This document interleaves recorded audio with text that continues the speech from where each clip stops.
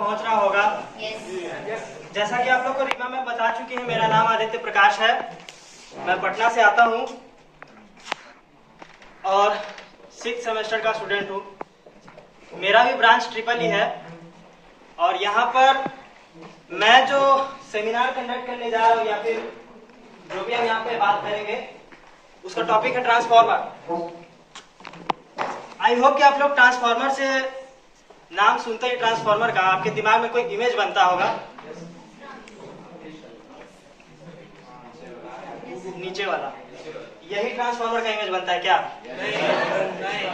पर मैं आपको बता दूं कि जो ट्रांसफार्मर का इमेज आप लोग सोचते हैं वहां से वो बहुत डिफरेंट होता है, क्योंकि ट्रांसफार्मर साइज में बड़ा नहीं, आपकी आंखों से ना दिखे इतना छोटा भी होता है। इवन आपके फोन के अंदर भी एक ट्रांसफार्मर है, आपको नहीं पता है ना? वो तो एक इलेक्ट्रॉनिक डिवाइस है, बैटरी से चलता है। उसके अंदर ट्रांसफार्मर क्या करेगा? आपका डिस्प्ले 30 वोल्ट पे चलता है, बैटरी 5 वोल्ट का, तो उसको स्टेप अप करने के लिए ट्रांसफार्मर चाहिए कि नहीं चाहिए? तो वो ट्रांसफार्मर हर जगह पे है। आंख से ना दिखे इतना छोटा भी है और अंधे को भी दिख जाए इतना बड़ा भी है। तो ये है ट्रांसफार्मर। जैसा कि आप लोग इमेज में देख रहे हैं, मैंने एक काफी मैक्रो लेवल पे ट्रांसफार्मर का इमेज इंट्रोड्यूस किया है। और ये जो ट्रांसफार्मर है the most efficient electrical device इसको बोलते हैं। दुनिया में अभी तक में सबसे ज्यादा इफिशिएंट अगर कोई इलेक्ट्रिकल डिवाइस बना है तो वो है ट्रांसफार्मर। 99% इफिशिएंट होता है, इवन 99.99% इफिशिएंट होता है, और कोई डिवाइस ऐसा इतना इफिशिएंट नहीं होता है।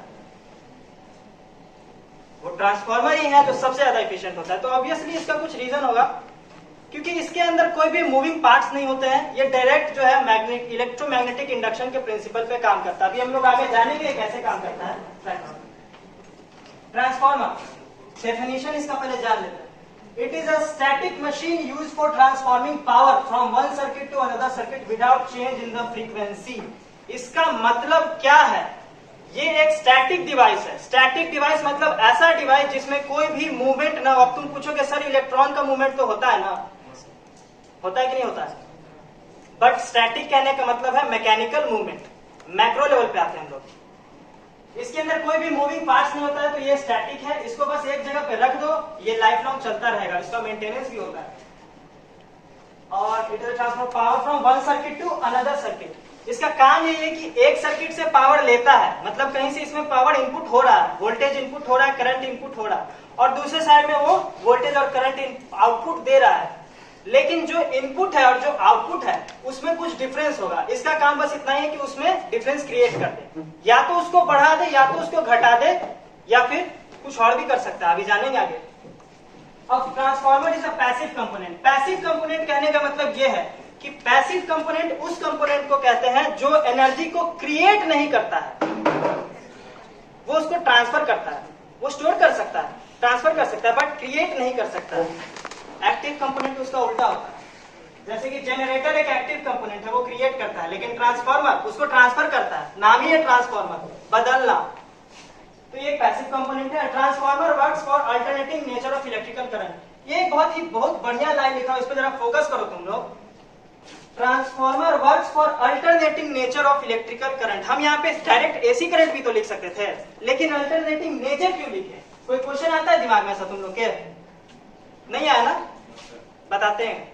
अल्टरनेटिंग नेचर कहने का मतलब है ऐसा करंट जिसका नेचर अल्टरनेटिंग हो, मतलब कि वो पल्सेटिंग हो, वो टाइम के साथ पीरियोडिक मोशन करता हो। कोई भी करंट वोल्टेज टाइम के साथ पीरियोडिक मोशन करता हो, बढ़ रहा हो, घट रहा हो, अपना डायरेक्शन चेंज कर रहा हो, उसको बोलते हैं alternating nature of electrical quantity. और ये उसी टाइप के उसी नेचर के इलेक्ट्रिकल क्वांटिटी के लिए काम करता है ट्रांसफार्मर। अगर हम इसमें डीसी दे देंगे, डायरेक्ट करंट, जिसमें कोई भी पीरियोडिक मोशन नहीं हो रहा है, डीसी का ग्राफ देखोगे तो स्ट्रेट बनता है, तो उसमें ये काम नहीं करेगा, क्योंकि इसका प्रिंसिपल वायलेट हो जाएगा। इसका प्रिंसिपल क्या है?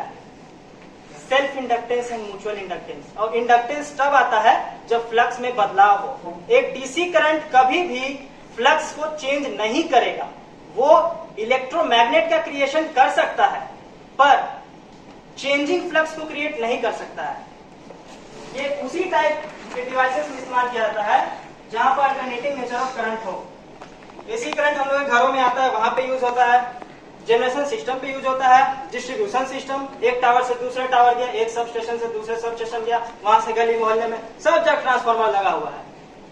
कहीं स्टेप अप कर रहा है तो कहीं स्टेप डाउन कर रहा है, सब किस पे काम कर रहा है? एसी करंट पे। कहीं डीसी नहीं है, एचवीडीसी ट्रांसमिशन होता है, वो बाद में टॉपिक डिस्कस करेंगे। लेकिन अब एक क्वेश्चन आता है कि हमारा जो एसएमपीएस है उसके अंदर तो हम लोग डीसी को डायरेक्ट ट्रांसफार्मर में दे देते हैं, लेकिन वो एक पल्सेटिंग डीसी होता है। मतलब उस डीसी का जो नेचर होता है ना, वो प्योर डीसी नहीं होता, उसमें भी कुछ चेंज हो रहा है, और वो उसी चेंज के प्रिंसिपल पे क्या करता है? चेंजिंग फ्लक्स डेवलप करता है और वोल्टेज को स्टेप अप स्टेप डाउन करता है। तो ये वहां भी काम करता है, इसीलिए हमने यहाँ पे नेचर वर्ड का इस्तेमाल किया है। Transformer are available in several sizes, different ratings according to need. जितना आपको जरूरत है उस हिसाब से आपको ट्रांसफार्मर अवेलेबल है मार्केट में, आप बना भी सकते हैं, इसका कोई लिमिटेशंस नहीं है। It was invented by Otto Blathy, who was the Hungarian electrical engineer. इसका जो निर्माता था, जो करता धरता था, उसका नाम था ऑट्टो वैल्थी। ये भी एक इलेक्ट्रिकल इंजीनियर था आप लोग की तरह, लेकिन ये हंगरी का था, और ट्रांसफार्मर को 1885 में बनाया गया था, इन्वेंट किया गया था। अब आते हैं हम लोग कंस्ट्रक्शन पे। कंस्ट्रक्शन ऑफ ट्रांसफार्मर वर्ड का मतलब क्या समझ रहे हैं आप लोग? ट्रांसफार्मर को कंस्ट्रक्ट करना। एक ट्रांसफार्मर में कितने पार्ट्स होते हैं, वो किस तरह से बनता है, क्या उसमें होता है, तो देखते हैं। सबसे पहले लोग जानते हैं कि पहला कंपोनेंट क्या है इसमें? Primary coil. प्राइमरी कॉइल उस कॉइल को कहते हैं जिसमें हम लोग इनपुट देते हैं। Primary coil has n number of turns of wire over a piece of soft iron core, it is the input end. Primary coil उस कॉइल को कहेंगे जिसमें हम लोग बेसिकली इनपुट देते हैं, और ये क्या है? n number of turn. n मतलब n का वैल्यू कुछ भी हो सकता है, आप बस नंबर ऑफ टर्न क्या करते हैं? ट्रांसफार्मर के एक लिंब पे, एक साइड पे, एक सॉफ्ट आयरन कोर के साइड पे वाउंड करते हैं, बांध देते हैं कॉइल को, और उसमें इनपुट सप्लाई देते हैं, वो हमारा प्राइमरी कॉइल है। और दूसरा बिल्कुल सेम काम करेंगे अगर उसके दूसरे एंड पे या फिर उसी के ऊपर में, जिस पे हम लोग बांधे हैं, जिस लिंब के ऊपर, अगर उसके ऊपर भी हम लोग एक और कॉइल बांध देते हैं, वो सेकेंडरी कॉइल हो जाएगा। दूसरे लिंब पे बांधेंगे वो भी सेकेंडरी कॉइल हो जाएगा।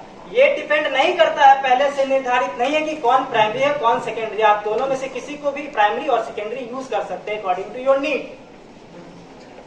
सेकेंडरी को आप लोग जितना तो समझ आ रहे हैं कि इसको एक्सप्लेन करने का है।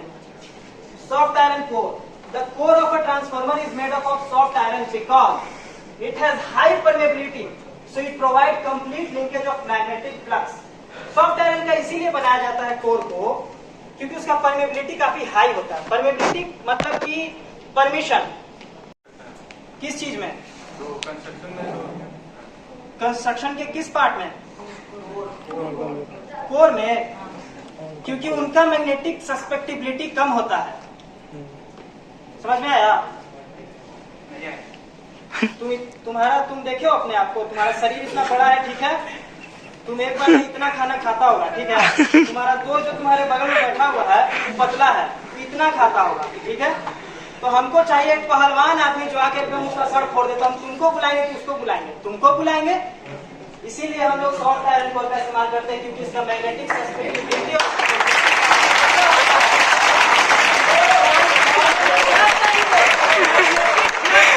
चाहिए, वो हमको कौन देगा?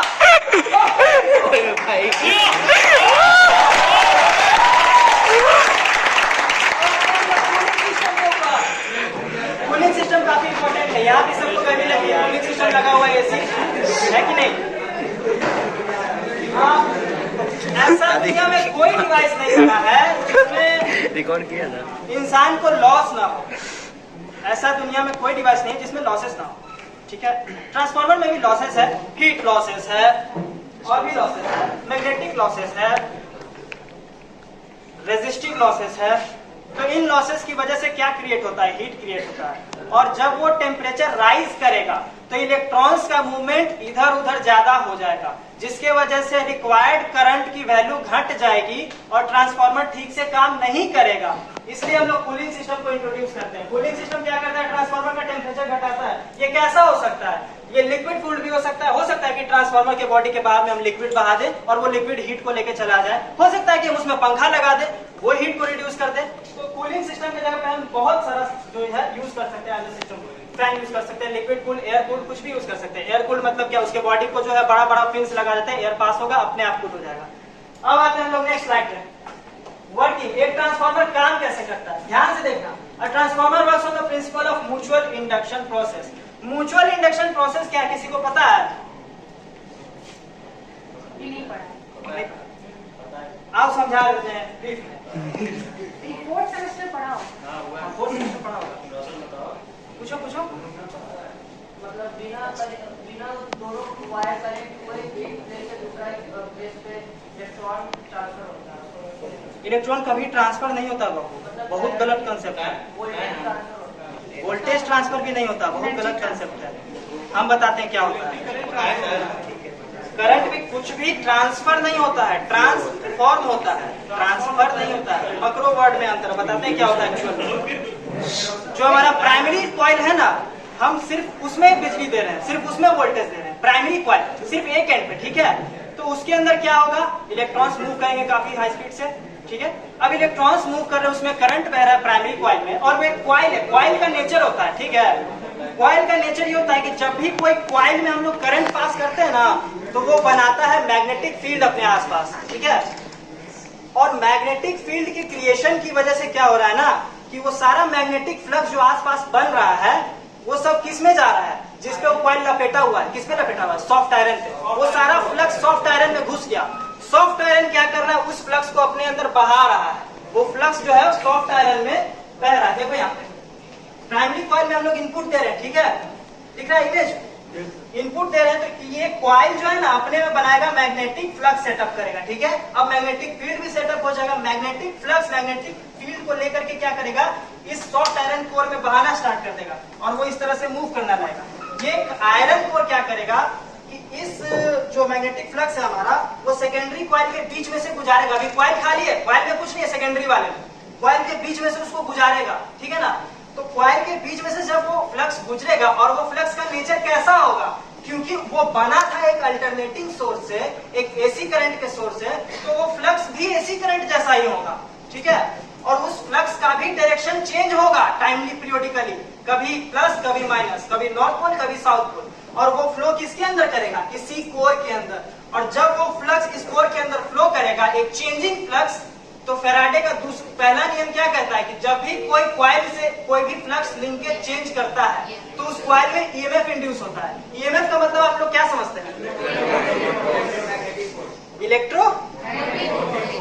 इलेक्ट्रोमोटिव फोर्स, इलेक्ट्रोमैग्नेटिक फोर्स नहीं, इलेक्ट्रोमैग्नेटिक फोर्स दूसरा होता है, इलेक्ट्रोमैग्नेटिक फोर्स दूसरा होता है, इलेक्ट्रोमोटिव फोर्स होता है। इलेक्ट्रोमोटिव फोर्स का मतलब क्या हुआ, number of turn, production of number. ये तो फॉर्मूला है। मैंने पूछा डिफिनेशन बताओ मुझे कि इलेक्ट्रोमोटिव फोर्स है क्या। वो कोई फोर्स है ना, जैसा कि उसका नाम है, तो क्या करता होगा, कहीं पे धकेलता होगा, फोर्स लगाता होगा। बताते हैं, देखो इलेक्ट्रोमोटिव फोर्स वो फोर्स है जो वोल्टेज डिफरेंस, पोटेंशियल डिफरेंस में वोल्टेज पैदा करता है। Change in flux with respect to time, flux जिस तरह से चेंज करेगा विद रिस्पेक्ट टू टाइम, वही वैल्यू उसके ईएमएफ की भी वैल्यू होगी। उसी को यहाँ पे लिखे EP equal to N d∅dt। N मतलब कि नंबर ऑफ टर्न्स के लिए, कितने नंबर ऑफ टर्न्स थे, N से मल्टीप्लाई कर दिए, हो गया सब के लिए।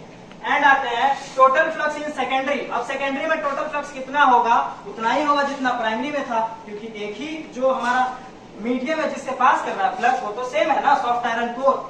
अब आते हैं हम नीचे, induced EMF in secondary coil, same formula होगा सेकेंडरी कॉइल के लिए भी इंड्यूस्ड ईएमएफ का। अब एक चीज देखना, d∅dt सेम है, दोनों ही इक्वेशंस में इक्वेट कर देंगे तो हमारे पास ओवरऑल रिजल्ट आ जाएगा ये। What is the negative signs? Negative signs are the direction, basically direction of the voltage induced EMF. We are a common boy. I do not recall the direction. Direction आप नहीं समझ रहे हैं, ठीक है, कोई बात नहीं। डायरेक्शन दिशा को कहते हैं। डायरेक्शन यहाँ पे प्लस और माइनस, ये नॉर्थ साउथ वाला नहीं है, इसको हम लोग एज ए डायरेक्शन प्लस और माइनस में इसीलिए इंट्रोड्यूस करते हैं क्योंकि आप लोग ग्राफ मैथ में पढ़े होंगे 4 क्वाड्रेंट वाला x y minus x minus y। तो जो ग्राफ आप लोग एसी करंट के लिए देखते हैं उसमें एसी करंट कुछ टाइम के लिए प्लस में होता है और कुछ टाइम के लिए निगेटिव में होता है। उसी डायरेक्शन के लिए हम लोग यहाँ पे निगेटिव का साइन दिए, क्योंकि इंड्यूस्ड ईएमएफ जो होता है ना उसका नेचर जो हम पहले से ईएमएफ दे रहे हैं इनिशियल ईएमएफ उससे थोड़ा अलग होता है डायरेक्शन में। क्योंकि अगर इलेक्ट्रॉन्स का फ्लो लेफ्ट टू राइट होगा तो इंड्यूस्ड ईएमएफ का जो इलेक्ट्रॉन्स है उसमें राइट टू लेफ्ट होगा। मतलब जो वोल्टेज इंड्यूस्ड होगा हमारे इस साइड के इलेक्ट्रॉन्स के फ्लो से उसका डायरेक्शन इस साइड होगा और जस्ट वाइस वर्सा। क्योंकि करंट भी तो डायरेक्शनल होता है ना, कन्वेंशनली करंट हम लोग प्लस से माइनस की ओर देते हैं। अगर इलेक्ट्रॉन का चेंज इस साइड से करवा रहे हैं, जो प्लस माइनस अभी आ रहा है इलेक्ट्रॉन का फ्लो बदल देंगे, इस साइड से करेंगे प्लस माइनस पलट जाएगा, पोलैरिटी पलट जाएगा, वही है माइनस साइन।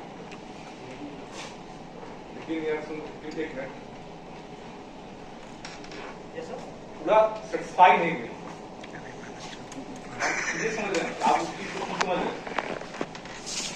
आप जो स्टूडेंट टीचर हैं, हम लोग स्टूडेंट, आप इस चीज को समझ रहे हैं। इलेक्ट्रॉन्स का भी example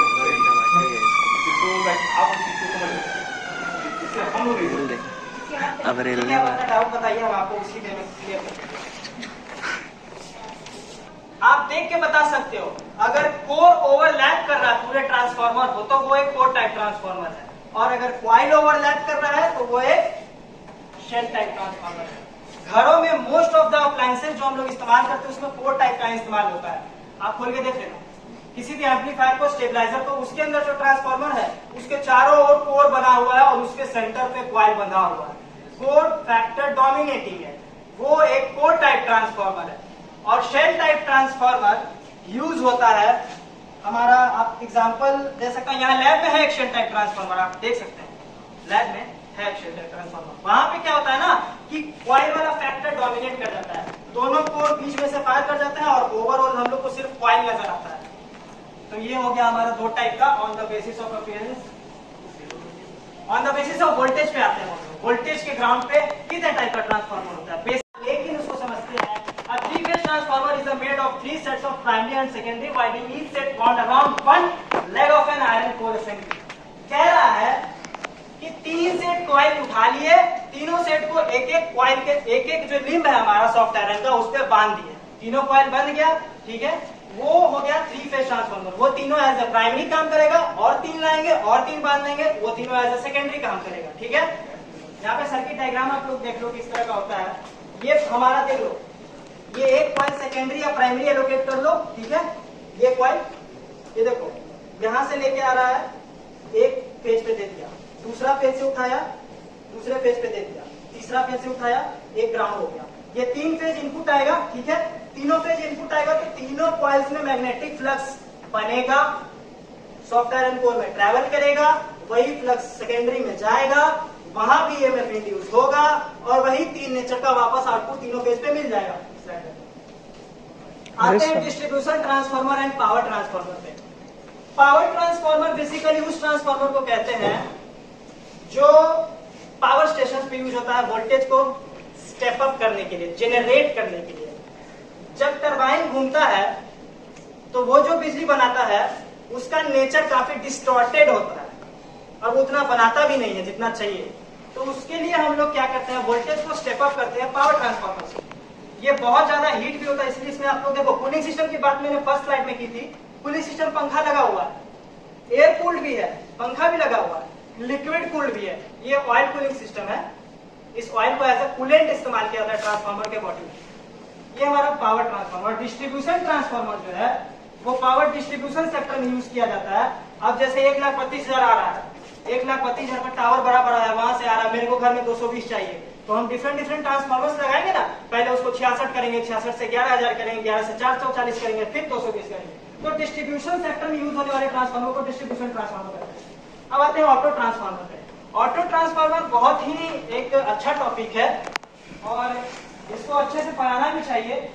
An auto transformer is an electrical transformer with only one winding। एक ऐसा ट्रांसफार्मर जिसमें सेकेंडरी वाइंडिंग है ये नहीं है।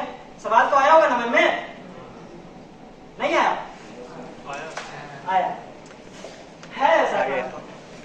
In an auto transformer portions of the same winding act as both the primary winding and secondary winding sides of the transformer। ये एक इकलौता ऐसा ट्रांसफार्मर है जो पूरा का पूरा सेल्फ इंडक्शन प्रिंसिपल पे ही काम कर जाता है, इसमें म्यूचुअल इंडक्शन की जरूरत नहीं पड़ती है। ये देखो हमारा क्वाइल है, ठीक है, ऑटो ट्रांसफार्मर का। इस क्वाइल के बीच में सॉफ्ट आयरन कोर गुजर रहा होगा, ठीक है। उस सॉफ्ट आयरन कोर में मैग्नेटिक फ्लक्स क्रिएट हो रहा होगा, मैग्नेटिक फील्ड बह रहा होगा, ठीक है।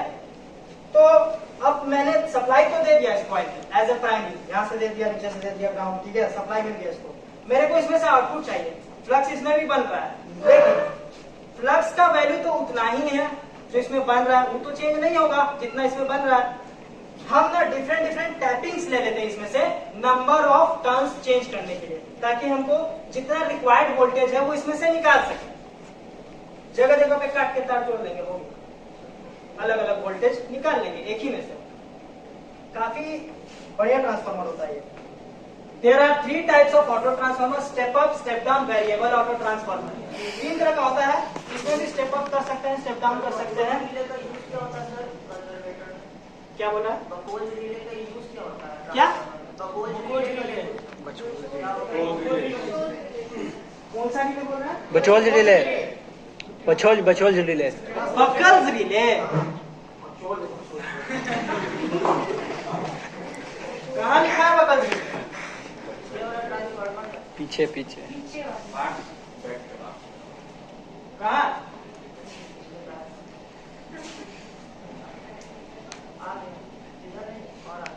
आगे आगे।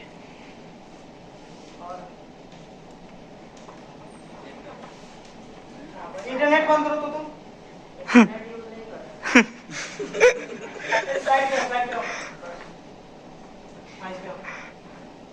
There are 3 types of auto transformer, 3 type का होता है, स्टेप अप, स्टेप डाउन और वेरिएबल।